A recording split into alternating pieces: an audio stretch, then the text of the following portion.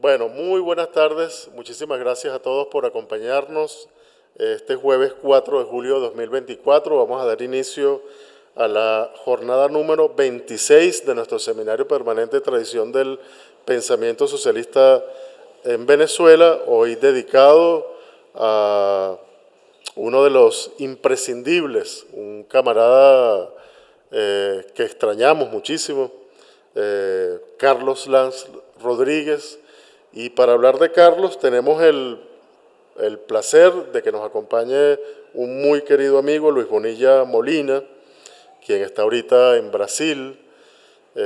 Luis es maestro y profesor universitario jubilado en Venezuela. Actualmente es profesor invitado de la Universidad Federal de Sergipe, en Brasil. Ha sido profesor extraordinario de la Universidad de Panamá e invitado de universidades en Colombia y México. Dirigió la maestría Gran Nacional del ALBA en Educación Internacional Comparada, que se desarrolló en Venezuela, Nicaragua y Cuba, donde se sigue ejecutando. Trabajó como coordinador de asesores en el despacho presidencial de Hugo Chávez Frías entre 2004 y 2006, presidente del CIM, del Centro Internacional Miranda, entre 2006 y 2018, y viceministro de Educación Superior entre 2011 y 2013. Miembro electo del Comité Directivo del Consejo Latinoamericano de Ciencias Sociales, CLACSO, para el periodo 2022-2025, es decir, Luis está en ejercicio, y coordinador del Grupo de Trabajo CLACSO, Capitalismo Digital, Políticas Educativas y Pedagogías Críticas, 2023-2025, miembro del secretariado del Congreso Mundial contra el Neoliberalismo Educativo, integrante de la campaña latinoamericana por el derecho a la educación CLADE, la Fundación Kairos y la Asociación Latinoamericana de Sociología ALAS, e investigador del Centro Internacional de Investigación, Otras Voces en Educación. Un enorme placer tenerte aquí con nosotros, Luis. Estamos honrados con tu presencia virtual. Un saludo a los compañeros y a las compañeras que están conectados también en línea. Y bueno, sin más, te dejo en el uso de la palabra, Luis. Muchísimas gracias, Reinaldo, por esta invitación. Felicitar al CEDES y a ti por la iniciativa de un ciclo que procura o que va en contravía de la lógica neoliberal de borrar la historia de las resistencias, de la lucha del pensamiento socialista en América Latina y muy especialmente en Venezuela. Es una iniciativa que marca historia y que además se hace con un carácter muy plural, que es algo también muy significativo, es decir, desde todos los socialismos que se han construido o intentado construir en Venezuela, lo cual es algo muy importante subrayar. Felicitar al CEDES por esta. El CEDES es un centro miembro de CLACSO, del Consejo Latinoamericano de Ciencias Sociales, y quizás sería muy importante, convencido de que las grabaciones de estos foros deberían estar también en la plataforma de CLACSO. Después veremos cómo podemos concretar para que estos tengan mucho más visibilidad en América Latina. Hablar de Carlos Lanz es muy complicado, sobre todo por los afectos y por la propia particularidad de la práctica política de Carlos. Eh, Era muy difícil conversar con Carlos sobre lo que había hecho. Carlos siempre trataba de ubicar la discusión en el presente y de cara al futuro, de manera prospectiva. No era de esos hombres tan preocupados por el tema del pasado y de revisar, y por eso el esfuerzo de arqueología, por rescatar los orígenes del pensamiento de Carlos, recién comienzan. Yo creo que es una labor que debe continuar en el tiempo, y ahí sugiero que hay dos personas que deberían ser invitadas para complementar todo el tema de Carlos Lanz. Una, Trina Manrique. Trina, primera o esposa, la primera compañera de Carlos, quien vivió toda la etapa de génesis del pensamiento socialista de Carlos, y también Roland Dennis, que compartió una parte muy importante del accionar político de la militancia conjunta con Carlos en periodos distintos. Con Carlos, también debemos decir honestamente, coincidimos en muchos momentos y tuvimos diferencias en otros tantos. Entonces, la reconstrucción que podemos hacer del pensamiento también está cargada de esos procesos de encuentro y de desencuentro con Carlos. Carlos es un hombre, como a él le gustaría que lo analizáramos como un hombre de su tiempo histórico. Nace en 1946, ayer estaría cumpliendo años, en un periodo bien convulso de la historia de Venezuela, las contradicciones entre democracia y dictadura, todo el tema de la oposición ciudad-campo, la apertura de todo el tema petrolero, su impacto en la economía nacional, el surgimiento del proletariado, las luchas del proletariado y su impacto en la construcción de pensamiento político venezolano. Eso marca en buena medida el proceso en el cual Carlos se comienza a construir como ser humano. Y a mí me gusta referirme a una anécdota que contaba una de sus tías, si la memoria no me falla, que es que Carlos, siendo muy joven, acompañaba a su papá en alguna de las labores de trabajo, iba por varias ciudades en trabajos de construcción y al final de la semana, cuando le pagaban su dinero, que era muy poco lo que ganaba, le pedía a sus compañeros de trabajo que hicieran una cola para repartir el dinero que había obtenido esa semana. Es decir, el desprendimiento de Carlos es incluso inicial antes de que tuviera conciencia política, la conciencia con la cual lo conocimos, y tenía una preocupación social enorme. Yo creo que esto es bien importante, la dimensión humana de Carlos Lang, que se suele soslayar en muchos de los análisis. Carlos llega y algunas fechas pueden ser imprecisas porque siempre cuando uno le pregunta a la familia, le pregunta a Trina, le pregunta a otros compañeros sobre algunas fechas, algunos no coinciden en el año, entonces ahí puede haber alguna cosa que ajustar, pero entre el año 65 66 Carlos llega a Caracas acompañado de Rigoberto Lanz, su hermano, y se abre un periodo de politización de Carlos. Carlos llega a una capital profundamente, una universidad, una academia profundamente impactada por la Revolución Cubana, y el llegar a la capital no es algo menor. Yo insisto en que Carlos siempre fue un hombre de provincia, y eso no en sentido despectivo, sino en términos de identidad, como siempre lo fue Domingo Alberto Rangel. Domingo nunca terminó de ser un caraqueño, siempre fue un andino, quienes lo conocimos, y Carlos también fue un hombre del interior, y desde el interior tenía esta preocupación que lo acompañó durante toda la vida, el tema de la corrupción. Hay un micrófono abierto. El tema de la corrupción como un problema, porque para quienes venimos del interior y sabemos las diferencias entre la inversión en materia social, de infraestructura que hay entre el centro y la provincia, buena parte de esas desigualdades vienen dadas por el tema de la corrupción. Y por eso a Carlos lo acompaña desde su politización hasta creo que el último de sus días, una preocupación enorme por el tema de la corrupción como un elemento que construye la idea del capitalismo y que va contra las posibilidades de emancipación, de construcción de una sociedad alternativa.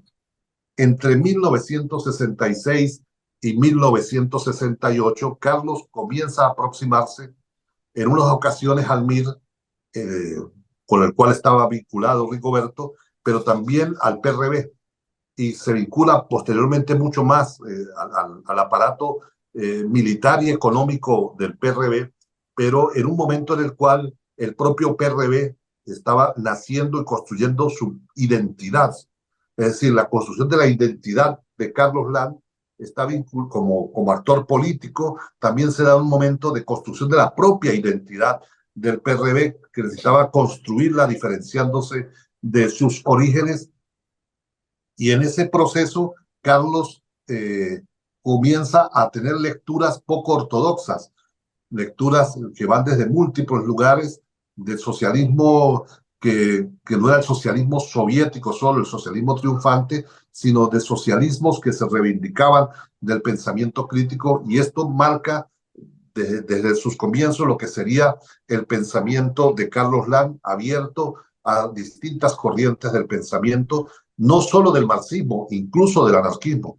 Hay quienes pensamos que Carlos siempre fue una especie de militante que oscilaba entre el campo del marxismo y del anarquismo, y lo digo nada peyorativamente, más bien en la lógica que plantea Michel Lowry en su libro sobre la importancia de la unidad del pensamiento anarquista y marxista en el sostenimiento de la idea socialista en el futuro.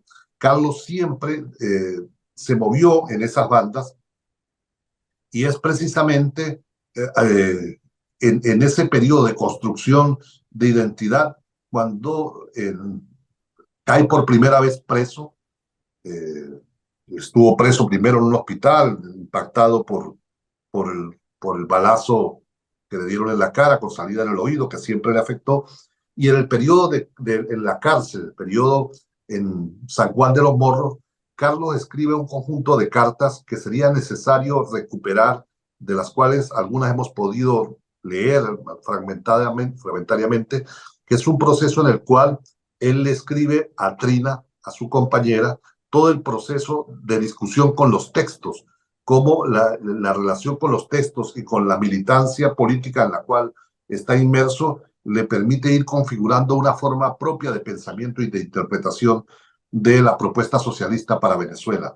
Creo que valdría la pena hacer un esfuerzo de recuperación de las cartas que tienen pasajes románticos con Trina, pero más allá de los pasajes románticos, esa discusión y ese diálogo con los autores, cómo eran vistos a la luz de la revolución venezolana, es quizás para mí unos textos que tienen la significación dentro del pensamiento de Carlos Land de lo que serían las cartas de la cárcel en su primera etapa, que es significativo y que lo llevaría a elaborar los primeros documentos o los primeros borradores de documentos, porque ese es otro signo del pensamiento de Carlos.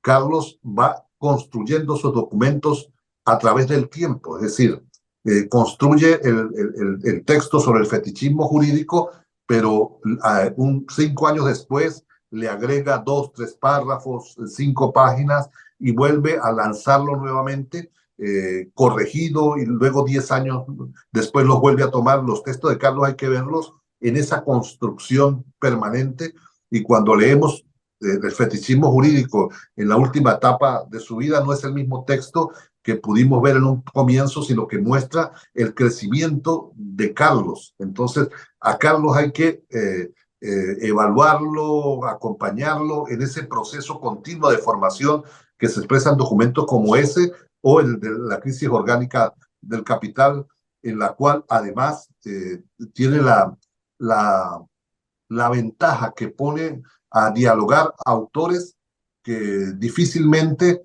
otros pensadores socialistas venezolanos se habían atrevido a hacerlo. Es decir, a Bujarín, a Rosa Luxemburgo, a Suexi, a Matich, a Castel, a Mandel, pone a dialogar a un conjunto de autores para construir una perspectiva propia sobre la crisis orgánica del capital. No es una lectura ortodoxa del marxismo soviético, sino que intenta entender desde distintas miradas, buscando los puntos de encuentro y desencuentro, tomando posición. Y este proceso, en documentos que vimos inicialmente a finales de los 70, es lo que se expresa luego también ya en las últimas décadas en los documentos que incluso cuando leía la edición que hicieron los compañeros y que ayer se presentó con el título no recuerdo, la línea de no retorno, creo que es, línea de no retorno, que lo presentaron ayer, que recopilaba algunos de los documentos de Carlos sobre comunicación, sobre crisis orgánica del capital. Uno puede ver la última fase de esos documentos, pero había fases previas de ellos que es importante entender, y que me parece además que era un gesto de responsabilidad de Carlos, de someterlos permanentemente a evaluación, a valoración. En ese periodo de los 70, Carlos vive la contradicción entre cómo no renunciar a la lucha armada como proyecto político y cómo construir una relación orgánica con las masas y con la clase trabajadora. Y para eso les resulta insuficiente las lecturas clásicas, y por eso busca lecturas como las lecturas consejistas.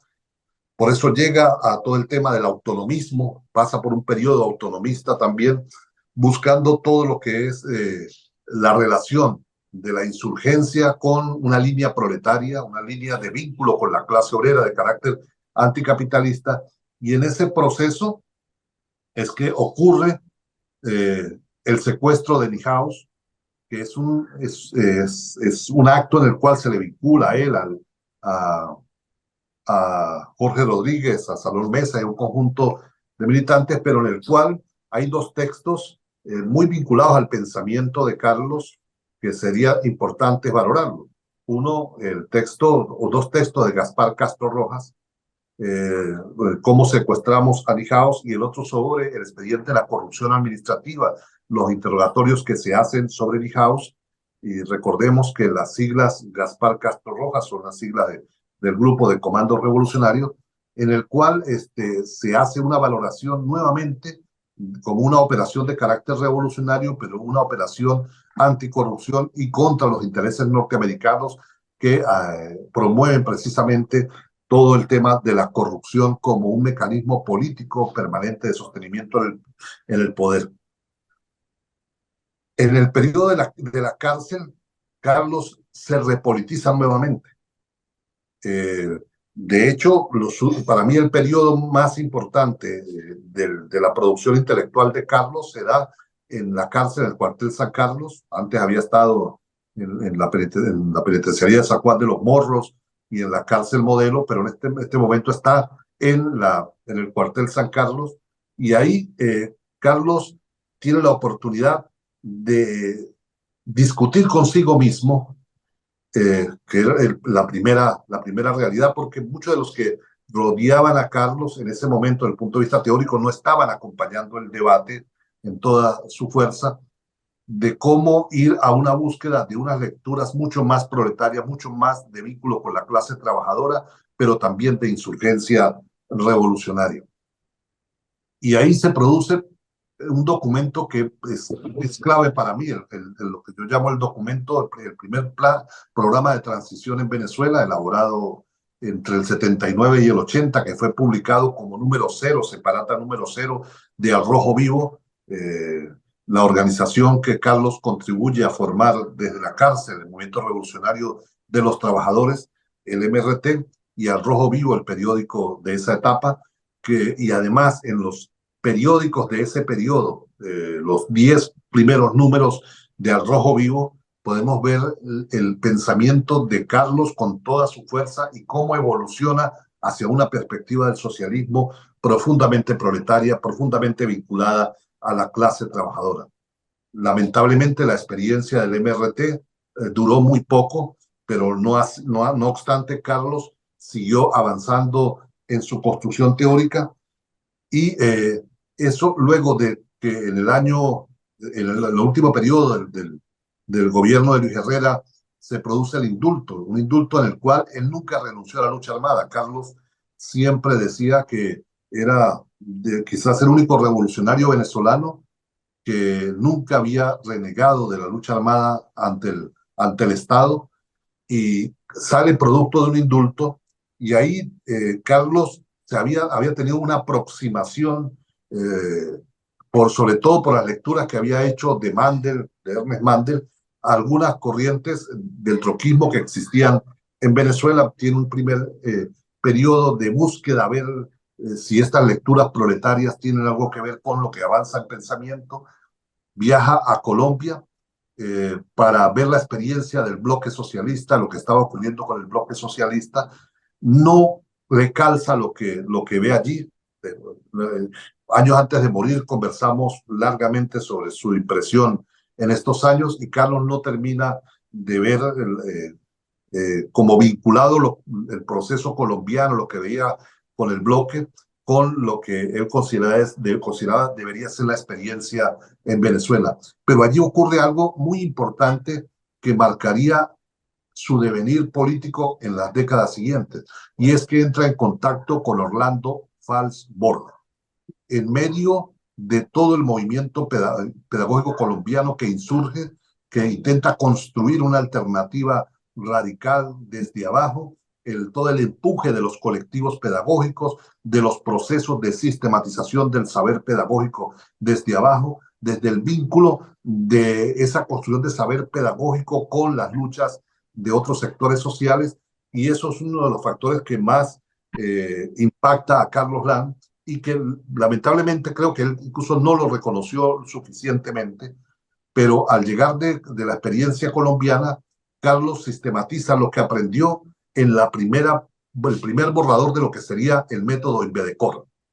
El método Invedecor, investigación, educación, comunicación y organización, como la adaptación, yo siempre digo que era la venezolanización de la propuesta de Falsborda de investigación, acción participativa.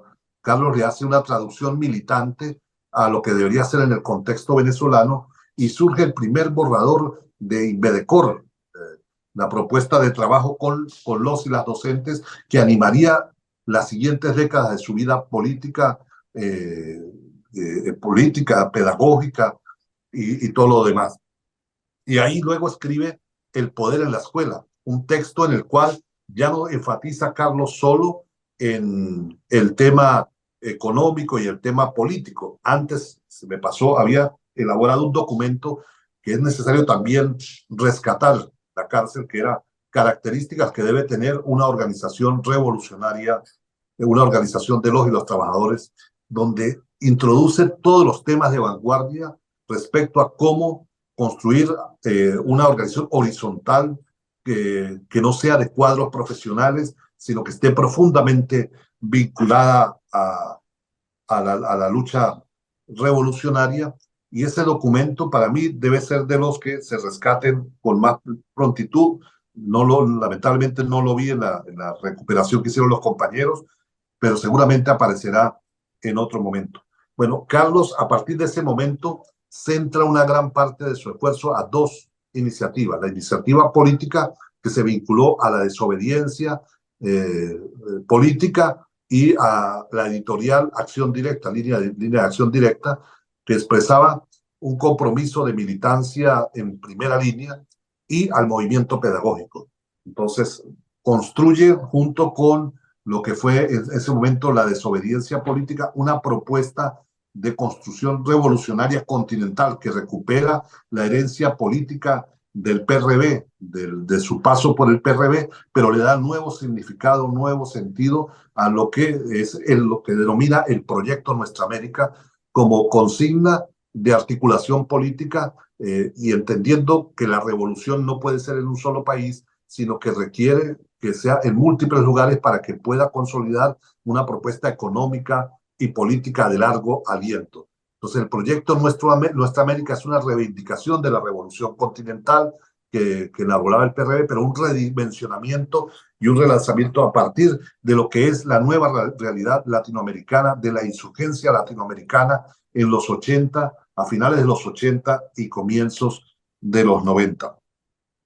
El Caracazo nuevamente puso a Carlos y a la desobediencia como culpables. Recordemos que incluso era tal la influencia que estaba tomando en el movimiento de masas, estudiantil sobre todo, los planteamientos de la desobediencia, que buena parte de la represión policial de, de, de posterior al Caracazo se centró en tratar de desarticular la desobediencia y de perseguir y criminalizar a Carlos. Nuevamente Carlos vive la persecución que significa de estar al lado de la clase trabajadora, pero luego vuelve a enfatizar nuevamente Carlos con el sector docente, y se dedica en una parte muy importante a trabajar con los compañeros de Lara, los compañeros de Aragua, en la construcción de una propuesta político-educativa que tiene en el libro El poder en la escuela un hito muy importante. Carlos rompe en ese libro con la matriz estructuralista altuseriana, que ve a la escuela simplemente como un aparato ideológico del Estado.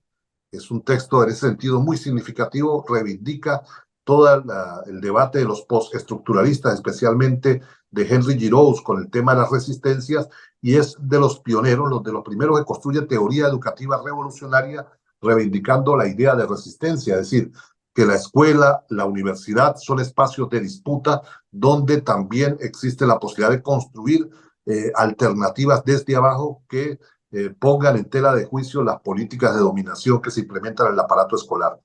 Esto permite que se trabaje políticamente con los maestros, porque la teoría altuseriana de aparatos ideológicos lo que había causado fundamentalmente era que una generación completa dijera, bueno, no hay que hacer trabajo político con los maestros, dediquémonos al trabajo sindical o a ir a la lucha revolucionaria afuera, porque la escuela simplemente es un aparato de reproducción del sistema y la teoría de resistencia a los postestructuralistas que toma con mucha fuerza Carlos Land le permite desarrollar un trabajo incluso con cuadros no politizados, que es una característica no que venían de tradiciones marxistas ni socialistas, sino con maestros y maestras que venían también de las luchas de resistencia en otros niveles en la escuela, que se oponían a los directores, se oponían al tipo de educación represiva, a algunos contenidos que se desarrollaban en la escuela. Sin embargo, ahí los límites también del pensamiento de Carlos en materia educativa, cuando leemos Poder en la escuela, vemos como Carlos reivindica a Piaget, por ejemplo, o a Brunner, que es parte de los propios errores del socialismo o del pensamiento socialista en la educación. Algunos hemos señalado que la experiencia soviética incluso no desarrolló una propuesta de socialismo propia. Hizo iniciativas muy importantes en materia de inclusión, gigantescas, titánicas en materia de inclusión educativa. Pero cuando uno revisa buena parte de lo que planteaban, por ejemplo, Krúpskaya o Makarenko, para citar solo dos de los teóricos soviéticos, ellos decían, bueno, nos fundamentamos en las teorías de John Dewey y de Pestalozzi, y en la contradicción que John Dewey era precisamente un anticomunista norteamericano. Pero eso se debía, hablando en tiempo histórico, a que cuando se hace la revolución bolchevique, la obra de John Dewey había sido recientemente traducida, Democracia y Educación, al ruso y había impactado profundamente a los sectores de vanguardia por el carácter liberal del texto y se veía muy progresivo comparado a todo el debate que había en ese momento en Rusia.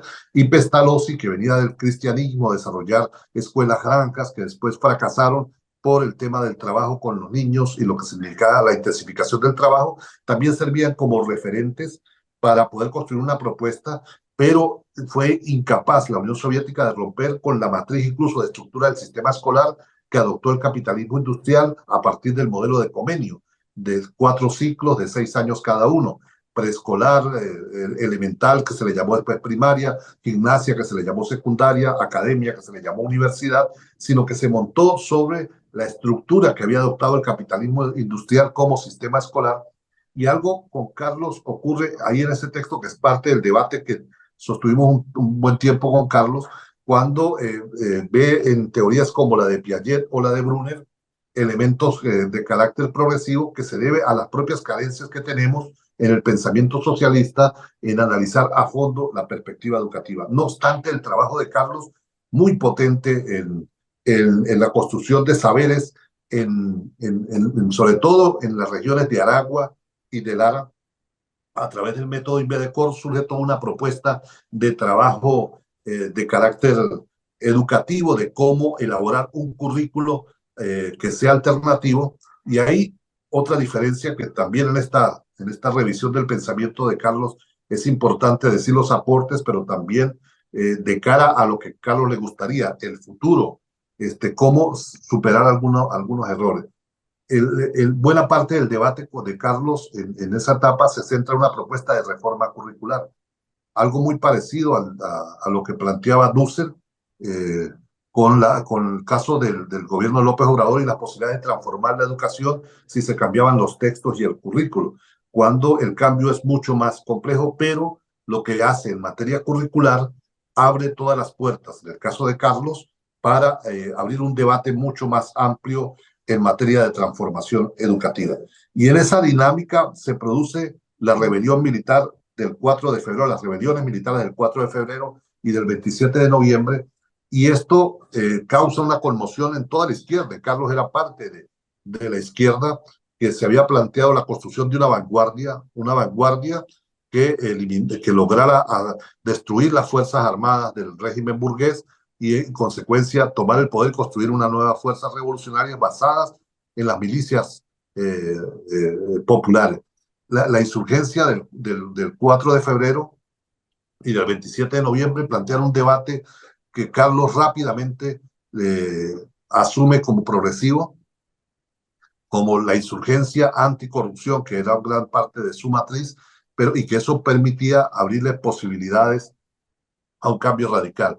Y ahí Carlos cita los trabajos de alguien que prácticamente negado en la historia política en Venezuela, sus aportes por lo excéntrico que fue en otras áreas, que es el pensamiento de Posadas, que también, con el cual él entró en contacto en el periodo del cuartel San Carlos. Posadas quizás fue el primer marxista latinoamericano que planteó abiertamente que un cambio radical en los países de la periferia, y en este caso como Venezuela, tenía que ser en alianza con los militares. Los militares, concientizados políticamente, podrían ser una fuerza revolucionaria de cambio, y Carlos rápidamente apela a los textos de Posadas para hacer una discusión importante sobre el papel de los militares en el cambio.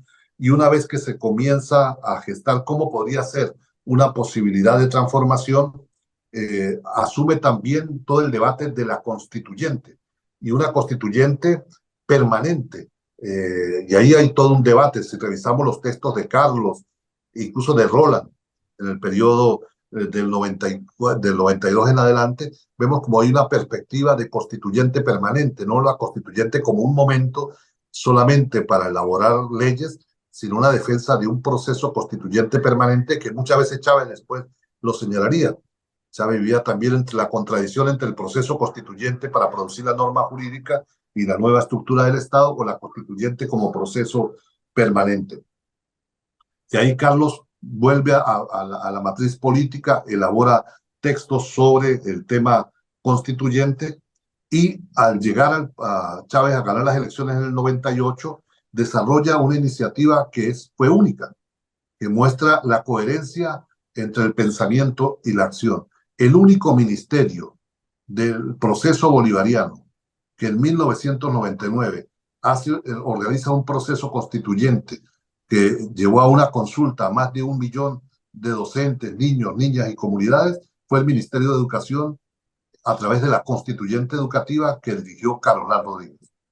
Carlos impulsa un proceso de consulta nacional que, digo, tocó no solo a maestros, sino a estudiantes, comunidades, directores, es decir, a distintos sectores, para construir un documento final que se le llamó el Proyecto Educativo Nacional, el PEN, con el cual podemos tener muchas coincidencias y algunas diferencias en lo que fue la redacción final, pero que es un salto cualitativo en la idea de construir una ruta de hacia dónde tiene que ir la educación venezolana. Sin embargo, la realidad política, el pragmatismo de la política a veces puede más que los sueños y la utopía. No todos quienes estuvieron en el Ministerio de Educación o han estado en el Ministerio de Educación comparten una perspectiva, primero, de consulta permanente para elaborar las políticas, y segundo, el programa que se enarbola a partir de la constituyente educativa. Después de esa consulta nacional, pasa realmente la constituyente a ser un proceso que, que se localiza en algunas regiones, que se mantiene con alguna dinámica en una región, especialmente en el caso de Aragua, y Carlos busca salida política para volver a hacer un proceso consultivo nacional. Y uno de los dos de los elementos que aparecen también en esta compilación que hacen los compañeros y que fue presentada ayer tiene que ver con el tema de la estrategia comunicativa integral, y algo que faltó en esa compilación también, que es el proyecto Manos a la Siembra. Estas dos iniciativas, la estrategia comunicativa integral, que implica una alianza con las radios, las televisoras comunitarias, el desarrollo de la guerrilla comunicacional, de toda una perspectiva de comunicación desde abajo, boca a boca, territorio a territorio, constituye una apuesta que no se le ha reconocido lo suficientemente a Carlos como uno de los iniciadores, de los primeros teorizadores en ese sentido. Y el proyecto Manos a la Siembra es un proyecto que tempranamente anuncia que hay que hacer algo en el marco de la posibilidad de un bloqueo imperialista sobre Venezuela, de la posibilidad de que surja un veto a la economía petrolera y que coloque en situación defensiva al proceso venezolano, que implicaría en consecuencia la necesidad de tener autonomía productiva, soberanía agrícola, soberanía productiva. Y Carlos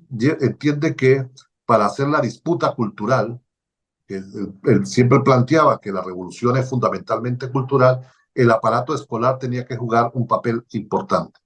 Y por eso el tema de manos a la siembra se instaura en la mayoría de escuelas del país, en todos los territorios, incluso después en las universidades tecnológicas, después en las universidades politécnicas, y se dan proyectos que aún hoy están en marcha, de aquellos que Carlos desarrolló en el marco de esta iniciativa de manos a la siembra, que también podríamos discutir con Carlos algunos de los componentes, pero que es un salto radical en materia de construcción de una alternativa política radical. Ya en la última etapa, podemos decir, los últimos 10 años de Carlos, se dedicó fundamentalmente a el volver a estudiar las características de la guerra imperialista, de la guerra de quinta generación, de cuarta generación, de las políticas norteamericanas sobre los países de la periferia, especialmente sobre Venezuela, de cómo lo que estaba ocurriendo en Venezuela era parte de toda una ofensiva del imperialismo norteamericano sobre la región. Un déficit en el estudio que hace Carlos de este periodo sobre el imperialismo y las tareas es que Carlos, quizás pragmáticamente, no toca el tema de China y Rusia y sus giros imperiales, sino que cuando habla de imperialismo se concentra en los Estados Unidos. Claro, la ofensiva de Venezuela es fundamentalmente norteamericana, pero quizás algunos esperábamos que en ese momento desarrollara algún nivel de relacionamiento sobre lo que eran las nuevas características de China, sobre todo después del año 2000, y de Rusia en las últimas 2 décadas. Pero Carlos concentra su trabajo fundamentalmente en la caracterización imperialista norteamericana sobre Venezuela, y hace un trabajo muy importante que es una actualización de sus trabajos sobre la corrupción administrativa, pero esta vez vinculado al tema del capital financiero, la especulación financiera como un rasgo del capitalismo, en la lógica de reforzar la corrupción administrativa como un mecanismo de control. Y ahí Carlos mantiene lo que fue una de sus vertientes de pensamiento, la lucha contra la corrupción, desde la década de los 60 hasta los últimos momentos en los cuales vivió. Ahí Chávez, ahí el papel de Carlos logra también entender con toda la profundidad el papel radicalmente revolucionario de Chávez, más allá de cualquier observación que pudiera hacer, que pudiéramos hacerle sobre Chávez o sobre determinadas políticas, y él elabora un documento que es muy importante, una síntesis del el legado de Chávez de cara al futuro, de cómo Chávez logra abrir toda una apertura revolucionaria en Venezuela, abre las líneas centrales para que podrían transitarse para la construcción de un camino hacia el socialismo. Hasta el último momento, Carlos reivindicó el pensamiento de Chávez, e incluso eh, defendió algo que quizás nos cuesta entender con su documento sobre la Internacional, cuando Chávez llamó a la conformación de la Quinta Internacional. Carlos hace un documento de defensa de eso que es casi, bueno, comencemos de cero, ¿no? El documento de Carlos se sitúa en la misma lógica de Chávez, que es partiendo de cero, la quinta, cuando no logra vislumbrar que hay cuatro internacionales previas que siguen aún funcionando con sus mecanismos, y que algunas tienen influencia incluso en gobiernos de carácter progresista, y que mostraba los límites de la propia idea de la convocatoria a la internacional. Pero Carlos ahí se sitúa defendiendo a cabalidad la propuesta de Hugo Chávez. Y con esto quiero cerrar esta primera etapa, por si hay preguntas, que es el compromiso de Carlos Lanz con la propuesta revolucionaria de camino al socialismo, de apertura al socialismo de Hugo Chávez Frías. Es muy importante entender el trabajo de Carlos Lanz, sobre todo en la última década o incluso en la etapa posterior a la muerte de Chávez, como un periodo en el cual apuesta a que las vetas abiertas con el pensamiento de Chávez, con los caminos abiertos con la propuesta de Chávez, con las políticas públicas impulsadas por Chávez, hay que preservarlas porque son las sendas para ir al rumbo al socialismo bolivariano, al socialismo revolucionario. En síntesis, Carlos Lanz fue un hombre de su tiempo histórico, un hombre que construyó teoría a partir de la militancia y de su relación con la militancia. No fue el intelectual alejado de la praxis militante, sino que construía teoría dialogando con esa praxis, pero además esa teoría se reconfiguraba en la medida que había nuevas experiencias de carácter práctico. A mí eso me parece muy importante en el pensamiento de Carlos, y sobre todo si alguien consigue un documento de Carlos sobre la crisis orgánica de los 70 y luego consigue el año 2016, encontrará elementos comunes, pero desarrollos, incluso superaciones de algunas limitaciones que tenía el primer documento, porque Carlos siempre trabajaba sus propias construcciones teóricas, las veía como las ve el alfarero, algo que hay que trabajarlo permanentemente, seguir influyendo sobre ello para construir pensamiento revolucionario. Hoy, rescatar el pensamiento de Carlos Lanz es fundamental para pensar la revolución de carácter socialista en Venezuela y la transformación de la educación en Venezuela. Es imposible pensar el rumbo socialista de Venezuela en el futuro sin acudir a los textos, a las reflexiones, a las discusiones que planteó Carlos Lanz Rodríguez. Muchísimas gracias, Luis, por esa extraordinaria, muy completa, me parece, aproximación a la trayectoria militante de Carlos, bueno, y a su obra. Eso te lo agradezco particularmente, Luis, que te hayas detenido en hacer referencia a las cosas que produjo, a las cosas que escribió, a algunos textos que, como tú bien lo decías, son muy valiosos. Aprovecho, fue algo que se me pasó al principio, aprovecho para, o reitero, el reconocimiento que tú hacías al comienzo de este trabajo que están realizando los compañeros de Bolívar Vive, respecto de la divulgación de la obra de Carlos Lanz. Efectivamente, ayer estuvieron presentando, entiendo que en varios lugares de Venezuela, además, no solamente fue en Caracas, fue en 8 estados, este libro titulado Línea de no retorno.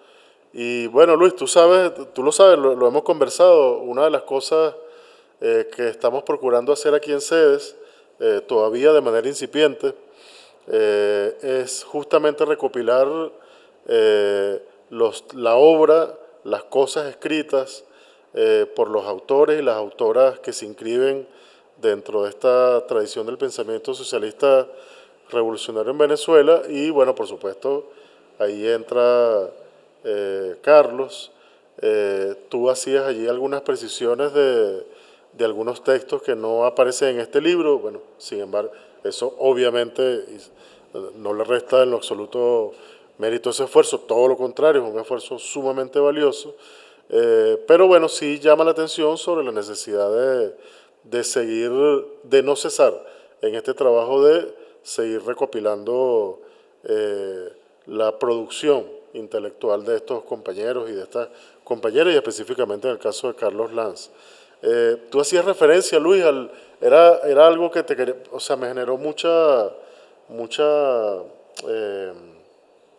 curiosidad. Tú te referías a las cartas. ¿Qué noticias tienes de las cartas? O sea, eso, porque además comentabas que habías tenido en algún momento oportunidad de leer algunas. Eso será un material que es posible ubicar, conseguir. Sí, bueno, hoy mismo conversé con Trina Manrique al respecto Sé que ella está haciendo un esfuerzo para recuperarla, está en manos de una compañera muy responsable que estaba planteando editarlas, pero ahí participamos en un grupo que está planteando la creación de un sitio web sobre el pensamiento de Carlos Lang, y ahí queremos por lo menos escanearlas tal cual, de puño y letra de Carlos, no esperar a transcribirlas para tenerlas, para evitar que se pierdan o se deterioran. Entonces, espero que pronto podamos disponer de eso. Ahí la dueña de ello, es natural, es Trina, a quien le dirigía a Carlos las cartas, pero ella está muy consciente que esas cartas trascienden la relación personal y son cartas de construcción de una idea política, de una identidad política que marcaría a Carlos los años subsiguientes. Fíjate, yo estuve ayer con los compañeros que estuvimos trabajando el tema de este libro, que no pretende ser un libro como tal. Los compañeros que hicieron el esfuerzo, es un libro de la línea de no retorno, es la sistematización de Carlos desde el año 2005 hasta el 2019. Creo que estuve en el 2019 por lo menos 200 días al lado de Carlos, ¿no? Y bueno, estos son como 10 líneas de construcción permanente de Carlos, con el tema del método Invedecorn. Ahí hay varias plataformas. En la plataforma productiva está lo de manos a la siembra. Ahí hay cosas que no se han desarrollado del todo, pues. Yo decía, el poder requiere cuerpos tristes. El poder necesita tristeza, porque puede dominarla. La alegría, por lo tanto, es resistencia, porque como nuestro pueblo originario no se rinde. La alegría como potencia de vida nos lleva a lugares donde la tristeza nunca nos llevaría. Y recuerdo esta frase porque con Carlos, de muy temprana edad, y ya que lo tengo varias vueltas del Astro Rey bien marcadas, ¿no? Siempre meditamos desde la alegre rebeldía, el gocho Luis Bonilla, y entonces aquella idea colectiva de alegres, subversivos y siempre desobedientes. Escuché tu intervención y hay una intervención poco trabajada, poco difundida de Carlos, a pesar de ser la línea más estratégica y más trabajada y más promocionada por Carlos, que es el enfrentamiento a la división social del trabajo en todos los campos donde ésta se produce y reproduce. En el tema educativo, en el tema militar, en el tema político, en la relación hombre-mujer, en la construcción del conocimiento, investigador, toda esa línea que ustedes desarrollaron en la red de investigación Acción Simón Rodríguez. Este es un tema crucial quien quiera hablar de Carlos Lang, porque él se diferencia de todos los clásicos, incluso aunque él revisa a Piaget y revisa a Celestine Freinet y a Vygotsky, y entra en todo ese debate, Carlos rompe con ellos también en el tema de la construcción de conocimiento, en la jerarquía del saber, en todo este elemento. Carlos se asume granchano al salir de la cárcel, y se asume granchano por lo de la contrahegemonía. Yo no recuerdo el libro, cuál era el tema, pero ese tema que centro-periferia, ciudad-campo, que Gramsci también lo trabaja, Carlos se identifica muchísimo con él, por eso te dice, Carlos siempre es de afuera, no es de la ciudad. Pero es porque Carlos valoriza como nadie desde el lenguaje, que también reivindica en el lenguaje de la división social del trabajo. En todo, él dice, bueno, los clásicos históricos nos hablaron de la propiedad privada, nos hablaron de las relaciones mercantiles y el conjunto de derivaciones que ella determina, el corrillo, la zancadilla, el clientelismo, todo eso que llamó Carlos la vieja cultura política. Carlos dice, eso fueron Trotsky, eso fue Lenin, eso fue Stalin, pero poca gente asumió una matriz clásica que es la división social del trabajo en todos los campos donde esta se produce y reproduce, que son en todos los campos de la vida. Desde la perspectiva del proyecto Nuestra América, Carlos en su última década, en el libro que ayer se inauguró digital, en este momento tengo una buena noticia, con un esfuerzo muchísimos compañeros estamos accediendo a una imprenta, ¿no? Y tenemos como primera tarea en la comunidad del Mando Proyecto Nuestra América editar este libro. En este instante donde yo estoy aquí hablando con ustedes, que me vine, otros compañeros fueron a terminar de pagar lo que nos faltaba por pagar de una imprenta, ¿no? Entonces es como una tarea de primer orden. Allí el pensamiento de Carlos, hay varios libros, tú creo que trabajaste con algunos compañeros del Ministerio de Educación sobre las transformaciones pedagógicas y las innovaciones que Carlos proponía. Son 2 libros marrones, ¿no? Que están allí. De Carlos hay cualquier cantidad de libros. Unos compañeros más jóvenes que yo, nos echamos de los nuestros, ya yo soy un viejo, pero ellos me decían, pero casi todos estos libros dicen lo mismo, ¿no? Y no es que dicen lo mismo, es lo que tú señalas. Carlos escribe y vuelve a escribir sobre lo mismo con revisión de lo que eso implicó en la praxis, y por lo tanto vienen nuevos aportes, vienen correcciones, vienen superaciones e incluso vienen negaciones. Y por eso casi toda la obra de Carlos, algunos piensan que es repetitiva, pero nosotros vemos cómo va creciendo en el tiempo. De la desobediencia, del proyecto del movimiento 13 de abril, del proyecto Nuestra América, desde las comunidades al mando proyecto Nuestra América, donde tuvimos, como te dije, en el 2019 por lo menos 200 días comunicación cotidiana con Carlos en múltiples batallas, pues. Este tema de la Proxy War, este tema con los militares, ¿no? Algunos de nosotros, yo no sé si este es del espacio, pero en todo caso tengo que decirlo, pero lo voy a decir, ¿no? Muchos de nosotros todavía tenemos el dolor, ¿no? De su desaparición física, de su tiempo, de su manera. Y algunos de nosotros tenemos aún muchísimas preguntas y tenemos profundas contradicciones con la postura del fiscal, con la postura hegemónica hasta el momento, ¿no? Y bueno, nos toca seguir batallando. Me estoy aguantando querer decir lo que voy a decir, mejor no lo digo. En todo caso, quiero señalar que hay una batalla por librar y tú, ahorita en Brasil, tienes tareas aquí que cumplir en este territorio. Y una camada de compañeros nuestros americanos, ¿no? El compañero que edita el libro está por ahí en una triple frontera contigo, lo conoces también, y hay una cantidad de compañeros de todo el continente que están reclamando, ¿no? Un nivel de coherencia. Nombraste a Roland, me reviso permanentemente con Roland, su salud no está muy buena, pero me veo con Roland permanentemente y con muchos otros compañeros. Tina llegó a Venezuela, tú hablaste con ella hoy, yo hablé con ella ayer, ¿no?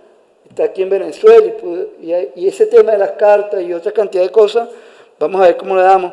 Es saberse públicamente que, bueno, Trina no estuvo estos 2 años acá de la desaparición de Carlos por una condición de salud. Y esa condición de salud evitó que tuviera un mayor nivel de orientación, pero está aquí, pues, y vamos para esa batalla. 1000 vainas que más que decir, pero le agradezco al compañero Iturriza que me haya permitido conversar acá. Vuelvo a repetir, es poco trabajado, es raramente trabajado en los revolucionarios de América Latina y el Caribe, y me atrevería a decir que del mundo, este tema de la división social del trabajo, a la profundidad que lo trabajó Carlos Lang, y que él es, digamos, su principal aporte al socialismo que debemos de construir, porque eso se dejó de lado en las corrientes socialistas de todo el planeta, Eso quería, gracias, Iturriza. Gracias. Necesitamos verte, llamarte. Vamos a ver si le pedimos.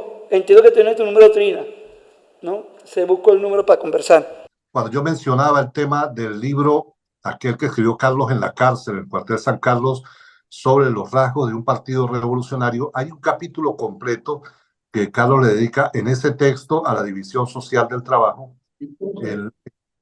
que es lo que luego él publica como folleto sobre el tema de la división social, como un capítulo aparte, pero forma parte del libro que escribió y que escribió un texto fundamental, necesario a recuperar como parte del pensamiento completo de Carlos y del pensamiento socialista venezolano.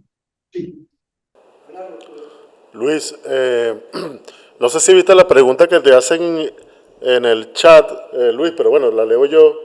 Además, para que quede registro, el compañero Fernando pregunta cuál es la razón de que los textos de Carlos Lanz no se lean en los centros, no se estudien en los centros de formación docente. Bueno, es una pregunta compleja de responder, ¿no? Porque es que yo considero que hay una el proceso bolivariano desde su comienzo no fue capaz de romper con el hilo de que la educación es despolitizada. Se podía decir en reuniones privadas, reuniones políticas, pero cuando se iba a la gestión completa de la educación, eso costaba que se convirtiera en políticas públicas, ¿no? Y la idea de Carlos es altamente subversiva porque plantea que no hay especialistas para la formulación de políticas públicas, sino que el colectivo es quien construye esa recuperación de los saberes docentes, fuente de las políticas públicas, rompe con la matriz desde el punto de vista burgués, del que el conocimiento es de un grupo, pero desde el punto de vista de la izquierda, que el conocimiento síntesis lo tiene el partido de vanguardia. Entonces, como el partido de vanguardia es el que sabe lo que hay que hacer, es el que construye las políticas en educación y en consecuencia los maestros deben ajustarse a las políticas del partido de vanguardia. La idea de Carlos y la idea de Falsborda, de todo el tema de investigación, acción participante y la recuperación de los saberes, es que los maestros tienen un saber, un conocimiento, producto de la práctica, que constituye la fuente nata y natural en la construcción de políticas educativas, y ese para mí es el gran problema del por qué no se lograron grandes cambios estructurales. E incluso la idea altuseriana, que podría parecer abstracta, de aparatos ideológicos del Estado, tenía todavía un peso enorme en muchos cuadros políticos del más alto nivel y que se expresaba en la lógica altuseriana, que en la escuela hay de alguna manera representación de los opresores y de los oprimidos. Y en esa lógica, los maestros éramos casi la representación del Estado burgués. Y por eso es que las primeras olas de canaimitas no se le entregaron a los maestros. Una política pública que no tiene ningún sentido. Se le daban a los estudiantes y no al maestro, no al docente. Se repartían en un aula 40 canaimitas a 40 estudiantes y el maestro no tenía una computadora para poder hacer política tecnológica con ellas. Entonces terminaba no ejerciendo y al final muchas de las computadoras terminaron en Mercado Libre, terminaron regadas. ¿Entiendes por qué? Porque no se podían usar en las aulas porque el elemento fundamental que era el docente no tenía, no disponía. En la última ya generación se intentó corregir eso, pero eso muestra una gran deficiencia y una valoración precaria del papel del conocimiento del docente en la formulación de política educativa. En ese sentido, el discurso de Carlos es altamente subversivo para quienes tienen una mentalidad de derecha, pero también para una izquierda que cree que el partido vanguardia es la síntesis del conocimiento, incluido el conocimiento educativo, y que la última palabra en políticas educativas es la que diga el partido, no que la que se construya en diálogo de saberes con los y las maestras. Ese es el problema por el cual la obra de Carlos resulta tan peligrosa, tan incómoda para compañeros de derecha, de izquierda, de centro, de todo, que entienden que quieren al final, eso que un poco decía Carlos hace rato, partir de una u otra forma en la supremacía de un saber o de una toma de decisiones y que les parece incómodo el que las decisiones se puedan tomar de manera colectiva, de manera participativa. Mira, Luis, tenemos que organizar algo para que nos hables de política educativa, justamente, ¿oíste? De tus... Con todo gusto. Bueno, no, muy interesante todo lo que dices. Habían un montón de cosas que yo desconocía porque, bueno, yo nací en un momento donde ya mi papá, yo nací justo cuando mi papá estaba en el proceso constituyente, ¿no? Entonces siempre vi como, bueno, sí, mis papás son maestros y están vinculados a la educación, pero, y por supuesto también sabía de la historia de la lucha armada, pero bueno, capaz no me sabía los detalles, no sé. Y eso último que dijiste, a mí me parece súper importante porque es precisamente la subversión de la obra de mi papá, lo que yo creo que en lo que hay que profundizar, ¿no? Por supuesto, en este espacio yo no puedo, de hecho, conversar sobre cuál fue el desenlace de toda esta situación y el proceso judicial que vivimos. Entonces, bueno, yo creo que tú, como bien tú lo dices, ese carácter subversivo asustaba tanto a la gente revolucionaria como a la gente de derecha. Entonces, bueno, a mí me parece bastante importante, no sé si para este compilado u otros, iniciar, discutir, dialogar realmente qué fue lo que pasó con Carlos Lanz. Y discúlpame si, bueno, quizás no es el espacio para conversar esto, pero bueno, era una convocatoria abierta y yo quería venir, quería conocerte también, aunque sea por esta vía. Y bueno, que estoy completamente a la orden para conversar y para discutir cualquier cosa. Gracias. Yo estoy de acuerdo contigo de que tenemos un desafío enorme de saber el desenlace de Carlos con total y absoluta transparencia. Eso es algo que nos lo debemos. Necesitamos revisar todo el proceso. Sí, que haya Y yo acceso ahí no al tomo expediente. partido, digo ahí inocentes ni culpables. Yo digo, tenemos el derecho de saber todo de manera transparente, clara, el derecho que Carlos ha peleado de manera revolucionaria. Así es, y es nuestro deber también para preservar precisamente su auténtico y genuino legado. Tenemos una pregunta. Pienso que la formación de las y los docentes es un punto estratégico. En ese sentido, a la luz de los trabajos de Carlos Lanz, se debe discutir esa formación en los centros universitarios que forman docentes. Las universidades tienen libertad de incluir conocimientos en sus mallas curriculares. Yo ahí creo que no podemos comenzar con eso, porque puede haber una solución salomónica que es incluir el libro tal de Carlos Lanz en el currículo de las universidades. Y claro, momificamos a Carlos Lanz. Claro. Lo momificamos y que hacemos que pierda su fuerza revolucionaria. Hay un trabajo que no mencioné, que es sobre la constituyente universitaria. Carlos trabajó en el tema del proceso constituyente en la universidad. Es decir, necesitamos pensar la universidad. La universidad que tenemos no es la universidad que sirve para hacer una revolución. Y eso tenemos que decirlo. ¿Entiendes? Y para los que somos universitarios no tenemos por qué sentirnos afectados por ello. Porque entonces ahora está instalada la idea que si se critica a la universidad, se critica al gobierno, al Estado, tal. Bueno, no, la universidad que tenemos no sirve para producir el conocimiento. Ahora eso tampoco se resuelve con meter solo contenidos del Che Guevara, de Lenin, eso no, porque entonces caemos en el otro extremo que también hemos cometido ese error de muchachos que saben de memoria casi con carácter bíblico los textos del Che Guevara, de Gramsci, pero no saben grabar una conferencia como esta y son licenciados en comunicación, o no saben elaborar una encuesta y son trabajadores sociales. Entonces ahí tenemos también que cuestionar de manera correcta cómo la politización no es adoctrinamiento, sino construcción de pensamiento de manera crítica. Y claro, ahí es donde vuelve a ser incómodo, porque si se tiene pensamiento crítico, se critica casi todo. O sea, la pregunta lógica es de alguien que tenga pensamiento crítico, ¿por qué? Y cuando alguien pregunta por qué, pareciera que es que va contra la decisión de los jefes de la burocracia de que se haga una política de una manera u otra. Y eso los maestros lo resolvemos de otra manera, cuando cerramos la puerta. Cuando cerramos la puerta de las aulas, hacemos lo que creemos que hay que hacer. Y ahí es donde fallan las estrategias políticas, tanto de la derecha como de la izquierda, cuando no son capaces de ver el enorme poder del personal docente que trabaja. Y lo hacemos nosotros. A veces uno nos da un programa para un semestre que uno dice, bueno, esto está desfasado, dicen cosas que no son, pero como me pagan para eso, tengo 6 meses, vamos a darlo en 2 o 3 días. Y uno hace un pacto con los muchachos. Dice, bueno, este programa tenemos que verlo, vamos a verlo en 3 días. Y bueno, después nos ponemos a trabajar en serio. Y nos ponemos a trabajar pensamiento crítico. Bueno, eso lo hacemos los maestros, lo hacemos los profes universitarios, toda la vida, todo.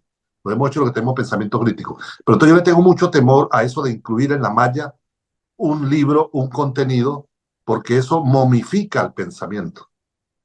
¿Entiendes? Y eso le da el carácter que era mi debate con Dussel sobre el tema mexicano. ¿Entiendes? Le da el carácter de como si sustituimos el Corán por la Biblia, va a cambiar todo. ¿Entiendes? Es más bien de carácter metafísico, que no tiene que ver nada con la realidad. Alguien puede saber muy bien citar a Marx, a Engels, a Rosa Luxemburgo, a Panekop, que por cierto era un autor muy leído por Carlos, Anton Panekop, el de los consejos obreros, y no saber nada de cómo se transforma una sociedad, ni cómo se rompe la división social del trabajo. O sea, el acceso a un determinado conocimiento no cambia la práctica cultural. Es la forma como se construye ese conocimiento el que la puede cambiar.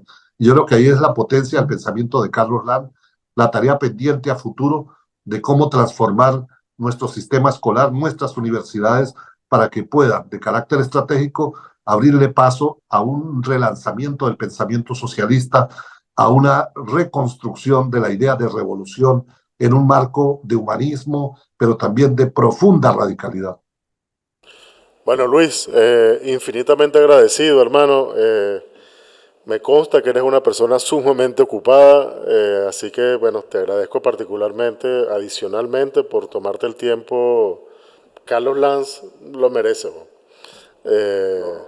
Agradecido soy yo, Reinaldo, por esta oportunidad.